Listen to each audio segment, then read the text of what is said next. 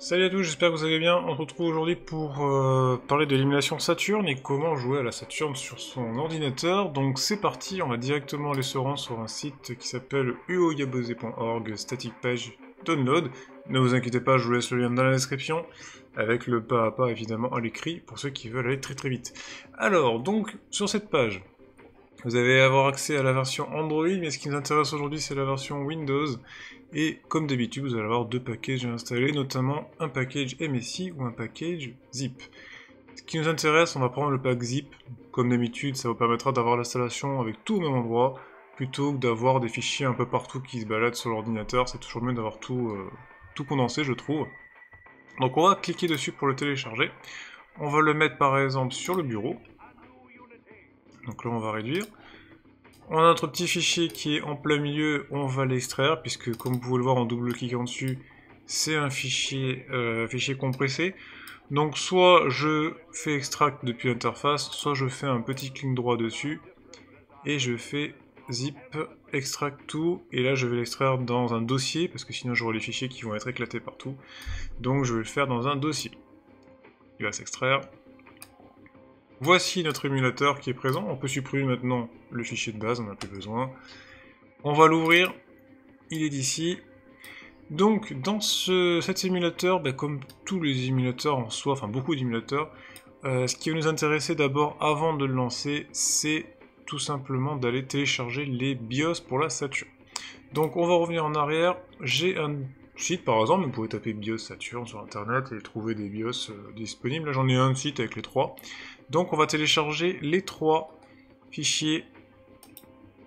Les fichiers pour le BIOS Saturn, le BIOS USA et pour le BIOS européen. Une fois que c'est fait, on a nos BIOS qui sont ici. Et bien ce qu'on va faire, c'est qu'on va créer un dossier BIOS dans notre dossier de l'émulateur, pour tout au même endroit, comme d'habitude. On va l'ouvrir. Et ce qu'on va faire, c'est qu'on va ouvrir chacun de nos BIOS et on va les extraire dans ce dossier. Voilà, hop. 100. Tac. Voilà. Alors ce que je vous propose, c'est de renommer les deux derniers au cas où c'est pas fait, comme ça vous savez que par exemple, celui-là c'est la version US par exemple, et celui-là c'est la version japonaise. Voilà, hop, Japon. On peut supprimer les trois BIOS. Vous n'êtes pas obligé de renommer, hein, je le renomme juste pour qu'on se souvienne après. Maintenant qu'on a téléchargé les BIOS, déjà on est pas mal. Entre temps, vous pouvez déjà télécharger vos ISO. Je ne vous dirai pas comment, mais en gros, vous cherchez sur internet. Et de la même manière que l'on a fait ici pour l'émulation, on va extraire aussi le fichier qu'on aura obtenu, pour après pouvoir lire les fichiers. Donc on va revenir sur Yaba Sanshiro. On va lancer l'émulateur ici. Et là, vous pouvez voir, on a donc l'émulateur qui s'est lancé. Avec une liste de jeux. Mais par défaut, vous allez avoir un menu qui est tout blanc, parce que rien n'est configuré. Alors, ce que l'on va commencer par faire, c'est lui faire détecter les jeux qu'on a téléchargés. Donc on va aller dans Select Directory, on va se rendre dans le dossier, par exemple moi c'est dans Data, j'ai ISO, et dans le dossier ISO, vous voyez, j'ai tous les émulateurs, pas tous les émulateurs, tous les ISO que j'ai de console. Donc par exemple, on va aller sur celui de la Sega Saturn, donc je vais télécharger et extraire mes jeux. Je me mets à la racine de ce dossier et je fais sélectionner le dossier. Il va donc détecter tous les jeux qui sont dedans, donc il y en a quelques-uns. Mais avant de lancer le jeu directement, il va falloir qu'on configure à la fois la vidéo, le BIOS et la manette. Alors, pas jouer au clavier, c'est un petit peu embêtant. Certains jeux pourraient jouer au clavier, mais d'autres, par exemple si on joue à Tomb Raider, c'est compliqué. Donc on va aller directement dans la petite réglette ici, enfin la petite réglette dans la petite... je sais pas comment ça s'appelle là l'outil, j'ai plus ça en mémoire, c'est pas grave. Donc ici vous avez dans Settings. Alors, moi c'est configuré par défaut parce que j'ai déjà l'émulateur installé ailleurs, mais c'est pas grave, on va le faire à la main. Ici, vous allez déjà lui dire, ok, tu vas récupérer tes fichiers BIOS. Donc ce qu'on va faire, c'est qu'on va aller dans le bureau, on va aller dans notre dossier Yaba Sanshiro, on va aller dans le dossier BIOS que l'on a créé tout à l'heure. Une fois qu'on voit les fichiers BIOS qui apparaissent, on va faire Open, Finetune, pardon. On va choisir un des fichiers. Alors ça dépend le jeu. Si vous avez un jeu US, vous allez mettre le jeu US. Si vous avez un jeu japonais, vous allez choisir japonais. Si vous avez un jeu européen, vous allez mettre européen. Donc par exemple, là on va mettre, ouais, peu importe, on va mettre par exemple Japon. Voilà. On coche activer l'émulation du BIOS ici. Ici, on va changer le mode pour dire je veux prendre des ISO, parce que sinon vous avez la possibilité de lancer vos propres jeux Saturn qui sont sur format CD, vous les mettez dans votre lecteur, mettez dans votre lecteur, vous allez choisir ça, et là vous allez choisir la lettre du lecteur à cet endroit. Moi je n'ai pas de lecteur CD donc je ne peux pas. Donc on va prendre ISO, là on s'en fiche, parce qu'on va pouvoir les chercher à la main. Une fois que vous avez fait ça, on peut configurer aussi l'emplacement des sauvegardes. Donc là c'est pareil, vous allez dans les trois petits points, et si vous voulez, vous faites, on va aller dans les trois petits points, on va aller dans le dossier Yaba Sanshiro, et ici par exemple, les sauvegardes save state c'est les sauvegardes rapides, bah, si on veut, on va faire un clic droit, on va faire un nouveau dossier, on va l'appeler save state, vous pouvez l'appeler comme vous voulez, hein, ça n'a pas d'importance. Save state, voilà. Ensuite, une fois que vous avez fait ça, vous sélectionnez, vous validez, voilà, il va se mettre à l'endroit que vous avez envie. Donc ensuite, on va configurer la vidéo. Alors la vidéo, c'est simple, par défaut, il faut que ce soit sur OpenGL ou Vulkan. Si vous êtes sur demi, enfin cancel, si vous êtes sur demi, il vous affichera rien. Vous aurez un écran noir, ça ne sert à rien. Il faut jamais que ce soit sur demi, que ce soit le son ou le vidéo corps, sinon vous n'aurez pas d'affichage ou pas de son. Donc on va prendre OpenGL, mais si vous avez possibilité de prendre Vulkan, prenez Vulkan, c'est plus performant. Après, certains jeux peuvent ne pas être compatibles. Ensuite, vous pouvez choisir de changer l'aspect du jeu, donc en format 4 tiers, 16 neuvième, ou faire en sorte que peu importe l'aspect, il va s'adapter à la taille de la fenêtre.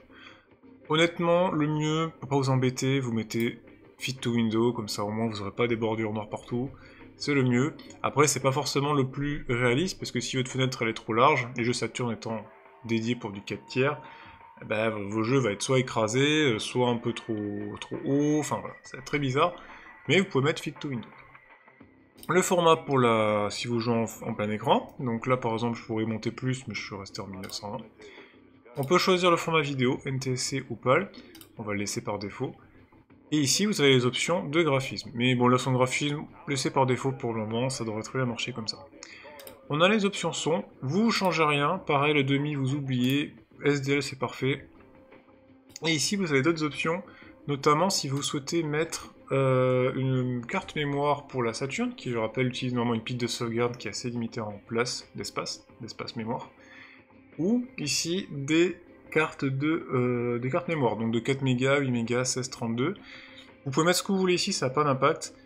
Vous pouvez aussi choisir de mettre de la RAM supplémentaire. Certains jeux Saturn réclamaient par exemple 8 mégabits de RAM en plus ou 32, notamment certains jeux de combat avec des textures plus élevées. Donc ça c'est pareil. Il faudra voir selon les jeux s'ils en ont besoin ou pas, sachant qu'on peut mettre qu'un truc à la fois. Le Netlink si vous voulez jouer en réseau. Bon ça c'est difficile je pense à utiliser pour le moment. Et Japanese modem, un modem japonais si vous voulez utiliser un modem japonais. Par exemple moi je vais prendre 8 mégas de mémoire. La mémoire vous pouvez choisir où vous voulez la mettre, donc par exemple comme d'habitude, moi je veux lui dire qu'elle va être ici, au même endroit que mon dossier où il y a l'émulateur dedans. Et par exemple je vais mettre le dossier qui s'appellera sauvegarde, voilà. Une fois que j'ai validé, je fais sauvegarder et ça se mettra à cet endroit. L'input, c'est très important, ça permet donc du coup de savoir avec quoi vous jouez, si vous jouez avec un clavier, une souris, etc. Ici vous avez 3 options, voire 4. Demi on oublie toujours, Qt c'est pour utiliser le clavier, SDL et DirectX c'est pour utiliser les manettes. Alors normalement avec les manettes modernes, c'est-à-dire Xbox 360, Xbox One, PS3, PS4, PS5, Wii et Switch, vous pouvez passer par le SDL par défaut, c'est très bien. Une fois que vous avez choisi votre mode, vous allez dans la petite icône d'édition de configuration, et là, vous allez configurer vos touches. Alors, on va le faire à la main, mais par exemple, voilà, je choisis le bouton pour le haut, pour le gauche, droite, le bas, je appuie sur la touche de la manette qui correspond à chaque fois. Alors, le problème de la Saturn, vous allez vite vous en rendre compte, c'est que la manette de la Saturn est très particulière. Donc comme elle est particulière, vous allez avoir un bouton type Mega Drive ou Saturn. Donc là, les boutons ici, pour les configurer, il va falloir trouver d'autres touches.